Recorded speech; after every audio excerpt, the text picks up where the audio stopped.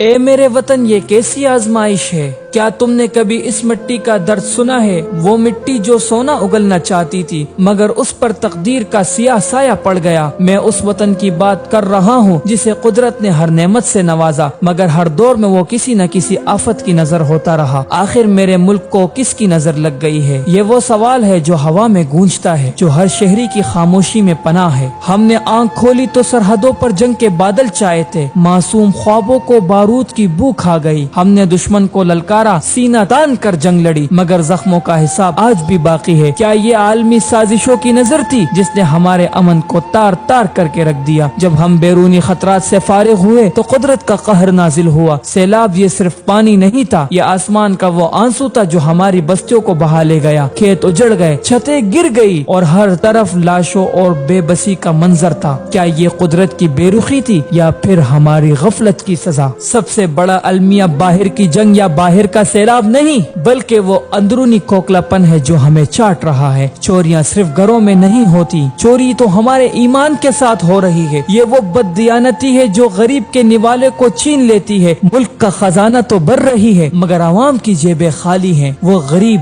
2 وقت کا کھانا نہیں کھا سکتا، بچوں کو اسپتال نہیں لے جا سکتا۔ یہ وہ کرپشن ہے جو تعلیم کے اداروں پر تالے لگاتی ہے اور اسپتالوں کو قبرستان میں بدل دیتی ہے۔ یہی وہ سیاسی ناانصافی ہے جس نے میرٹ کو قتل کر کے ہر اچھے کام کو نظر بد بنا دیا۔ اب ہم یہ سمجھائیں گے کہ نظام میں بگاڑ کیسے پیدا ہوا۔ جب محافظ ہی ڈاکو بن جائے اور جب مسیحا ہی قاتل ہو تو بتاؤ یہ کس کی نظر ہے؟ یہ ہمارے اپنی ضمیر کی موت ہے۔ ہم نے خود اپنے ملک کو اس حال تک پہنچایا ہے جب چھوٹے سے چھوٹے فائدے کے لیے قوم کے مستقبل کو بیچ دیا جاتا ہے غیروں کے ہاتھوں۔ غریب کے نوالے کو چھین کر دوسرے کے ہاتھ میں دے دیا جاتا ہے۔ قومی خزانے کا ایکسس کسی اور کے ہاتھ میں ہوتا ہے۔ امیر تو امیر ترین ہوتا جا رہا ہے مگر غریب غریب ترین ہوتا جا رہا ہے۔ جو 2 وقت کا کھانا کھاتے تھے اب وہ 1 وقت کے کھانے کے لیے ترس رہے ہیں۔ ہماری پکار ہے، اے میرے وطن کے جوان، میرے محنتی کسان اور میرے دردمند ناظرین، یہ نظر کسی اور کی نہیں، یہ ہماری اپنی غفلت کا نتیجہ ہے۔ اٹھو، ہمیں اپنے گھر کا چراغ خود روشن کرنا ہے۔ آؤ جنگ لڑیں، ناانصافی کے خلاف، چوری روکیں، ضمیر کی۔ آج سے ہمارا ہر عمل، ہماری ہر سانس ہمارے ملک کے نظر بد کو توڑنے کا منتر بنے گی، کیونکہ یہ وطن ہمارا ہے اور اسے سنوارنا ہماری ذمہ داری ہے۔ بہت افسوس کے ساتھ آج میرے ایک دوست نے مجھے واقعہ سنایا کراچی سے۔